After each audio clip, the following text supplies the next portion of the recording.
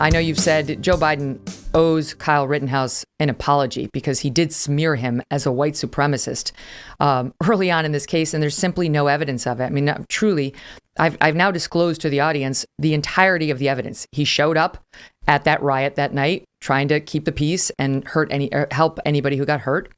And then when he was out on bail, he went to a bar with his mom, which you're allowed to do in Wisconsin, even if you're 18. And he got surrounded by a bunch of guys from the Proud Boys who wanted a picture with him. And then they all made the OK symbol. That is literally it. There was absolutely no evidence Kyle knew who those guys were, what the Proud Boys are, what that OK symbol has come to mean in some circles. But for the rest of America, it still means OK. That's it. Okay. So based on that, he gets called a white supremacist. I mean, over and over. If you're on the left, you've probably called him that. And Joe Biden was asked by reporters this weekend about whether he'd like to disavow that and what his reaction was to the jury. And here was his first reaction before he had his handlers write him a paper reaction. Listen.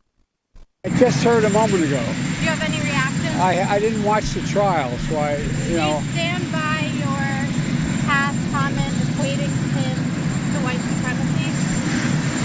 Well, look, I stand by what the jury has concluded. The jury system works, and we have to abide by it. And then he came out, Senator, afterward in a paper statement, clearly written by somebody else, and changed his message to, oh, wait, I'm angry and concerned. I'm angry. While the verdict in Kenosha will leave many Americans feeling angry and concerned, myself included, we must acknowledge the jury has spoken. Meanwhile, he didn't watch any of the trial. Your thoughts on it all?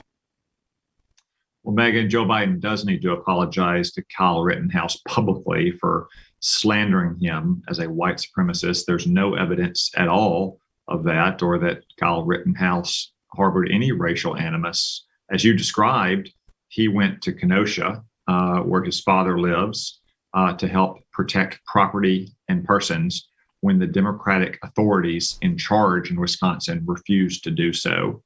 Kyle Rittenhouse had every right to be on that street just as much as the three criminals who assaulted him and perhaps tried to kill him, certainly as much as the hundreds of rioters and looters. So Joe Biden should not be angry and concerned about this jury's verdict.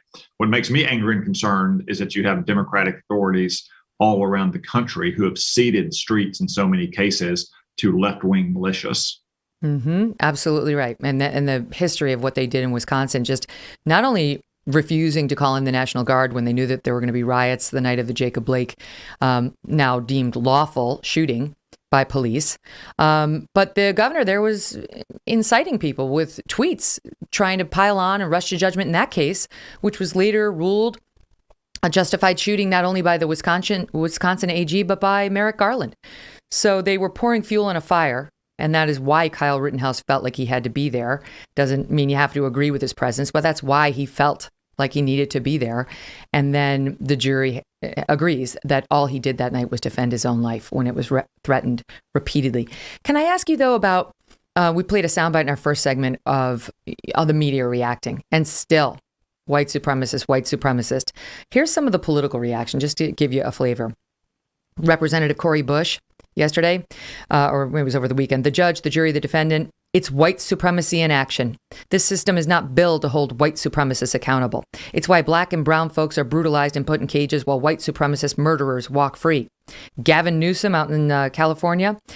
America today, you can break the law, carry around weapons built for a military, shoot and kill people and get away with it. That's the message we've just sent to armed vigilantes across the nation. Then you've got this lunatic, New York Representative Sean Patrick Maloney, who's chairman of the DCCC, Democratic Congressional Campaign Committee, saying it's disgusting and disturbing that someone was able to carry a loaded assault rifle into a protest. Sir, this was no protest. It was a riot against the unjust killing of Jacob Blake. Okay, Jacob Blake is alive. He was shot. He's not dead, sir.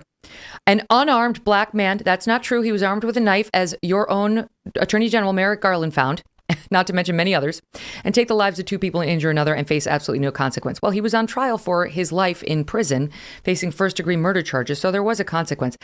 You tell me whether this is sincere belief by these people, or they just want to stir the pot to sort of animate some faction of their base.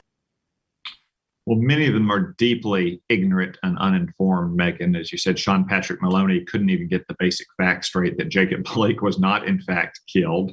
He was shot, in part because he resisted arrest, an arrest that was started because a female associate of his had called the police, fearing for her own safety. Rather, Jacob Blake walked around the vehicle and tried to retrieve a knife from it.